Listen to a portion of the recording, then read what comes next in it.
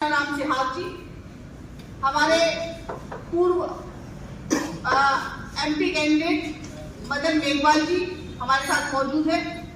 हमारे साथ पूरी जो कांग्रेस की चुनी हुई सरकारें जब चुनाव में जाती हैं, बशर्ते जब भाजपा की जाती है, तो एक बहुत बड़ा अंतर है। जब हमने युवाओं के लिए काम किया है, महिलाओं के लिए किया है, किसानों के लिए किया है, वृद्धों के लिए किया है, हर तबके, हर वर्ग, हर समुदाय, हर उम्र के लिए काम किया है। और इसी से हमें हौसला मिलता है कि हम डंके रबड़ी वर्सेस रेवड़ी का है। रबड़ी खिलाएंगे ये अपने धन्ना सेठों को, और गरीब के लिए लाभार्थी योजनाओं को या हितकारी योजनाओं को रेवड़ी बुलाएंगे। पूरी तरह से आश्वस्त हूं, और मैं आश्वस्त इसलिए हूं क्योंकि हमने मन से, दिल से जी तोड़ मेहनत करके लोगों के लिए काम किया। और जहां जहां जिस क्षेत्र में अभी तक गई हूं और मेरे सहयोगी साथी जहां जहां जा रहे हैं, बहुत अच्छी उत्साह करने वाली खबरें आ रही हैं। जनता हमारे साथ खड़ी है। मुझे ऐसा लगता है कि ये जो एक अनर्गल चलाया जाता है कि रिवाज है कि बदलता है, लोग देखते हैं, लोग परखते हैं, जनता परखती है, जनता समझती है किसने काम किया है, किसने नहीं किया है। जनता ने हमारे काम को 5 साल में आका और देखा है, और वो जानती है कि आगे का खाका हम कैसे तैयार करेंगे। तो मैं बहुत आश्वस्त हूँ राजस्थान में पूर्ण बहुमत से सरकार बनाने के लिए।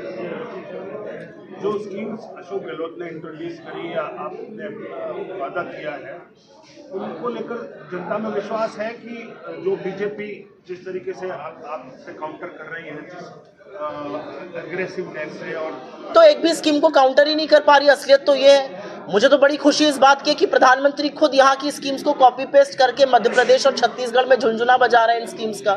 मुझे तो खुशी ये है कि 500 का सिलेंडर 10 राज्यों में नहीं है, लेकिन यहाँ से मोदी जी ले जा रहे हैं। मुझे खुशी ये है कि हमारी छत्तीसगढ़ की सरकार से उन्होंने एमएसपी सीखा और बाकी जगहों पर जाकर बांट रहे हैं। तो बीजेपी हमारी स्कीम्स को कहीं पर भी काउंटर नहीं कर पा रही है। उनकी एक भी राज्य में हमारे जैसी हेल्थ गारंटी स्कीम नहीं है, कहीं पर 500 का सिलेंडर नहीं है, कहीं पर ज्यादा एमएसपी नहीं है, उसका वो खुद विरोध करते थे।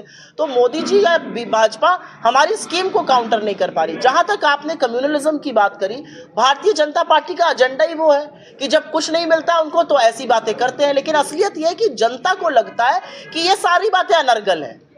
आपकी श्रद्धा, आपके इष्ट, आपका विश्वास आपका है और उसको कोई नहीं तोड़ सकता है। लेकिन जनता ये कहती है कि हमारा स्वास्थ्य, हमारी शिक्षा, हमारा रोजगार, हमारी पेंशन, हमारी सुरक्षा की गारंटी कौन करेगा। और भारतीय जनता पार्टी पर जब उससे पूछिए तो नील बटा सन्नाटा, सुई टपक सन्नाटा आ जाता है। तमाम बातें जो आप कह रहे हैं नया आवाम तक नहीं पहुंच रही। अगर आवाम तक नहीं पहुंच रही होती तो हम अपनी जीत के लिए इतने आश्वस्त क्यों होते। मुझे लगता है राजस्थान का हर व्यक्ति जानता है कि हम कौन सी स्कीम्स लाए हैं। राजस्थान का व्यक्ति जानता है कि हम आगे क्या करेंगे। हम मुद्दों की राजनीति करते हैं। भाजपा मुद्दा विहीन और दिशा विहीन दिखती है। जिस पहुंच की आप बात कर रहे हैं वो मुद्दों की पहुंच नहीं है, वो प्रोपेगेंडा है। और मुझे ऐसा लगता है प्रोपेगेंडा करने की काम वालों को जरूरत नहीं पड़ती है। अगर बात नहीं पहुंच रही होती तो मैं आश्वस्त कहां से होती। सरकारी नौकरियों के लिए नौकरियां जो है, सरकारी नौकरी का एक आंकड़ा ये माना गया है, इकोनॉमिक्स का एक ये रूल होता है कि जो भी सरकारी नौकरी होती है वो 1:8 हो जाती है, वो 8 प्राइवेट सेक्टर की नौकरी क्रिएट करती है, ऐसा माना जाता है। तो मुझे लगता है 4 लाख सरकारी नौकरियों का मतलब है कि 32 लाख प्राइवेट सेक्टर में क्रिएट होगी। जो क्राउड इन प्राइवेट इन्वेस्टमेंट एक इकोनॉमिक्स का टर्म होता है, एक जो इकोनॉमिक्स का मूल मंत्र है, उसमें पब्लिक सेक्टर जो है वो पहला इंजन बढ़ता है और उसके बाद प्राइवेट सेक्टर आता है। तो मेरे हिसाब से 4 लाख अच्छी शुरुआत है, और जो भी बैकलॉग होगा उसको भरा जाएगा, और उसके साथ साथ प्राइवेट सेक्टर की भी नौकरियां बनेंगी और आगे भी करी जाएंगी। मुझे ऐसा लगता है राजस्थान अगर नॉर्थ इंडियन स्टेट्स में देखा जाए तो सबसे ज्यादा नौकरी देने वाला है, और अगर ओवरऑल देखा जाए तो नंबर 2 पर है पूरे देश में। जो गारंटीज आप रजिस्ट्रेशन नहीं करेगा तो आपके घर आकर तो सामान दिया नहीं जाएगा। कोई तो मानक होगा ना रजिस्ट्रेशन करने के लिए। आप लोग 20 लोग हैं यहाँ पर, और अगर आप रजिस्टर नहीं करेंगे तो आपको कैसे सुविधा पहुंचेगी। ये सवाल आपके जैसे प्रबुद्ध पत्रकार पूछे तो मुझे थोड़ा सा अचंभा होता है। ये सवाल बाकी लोग पूछे।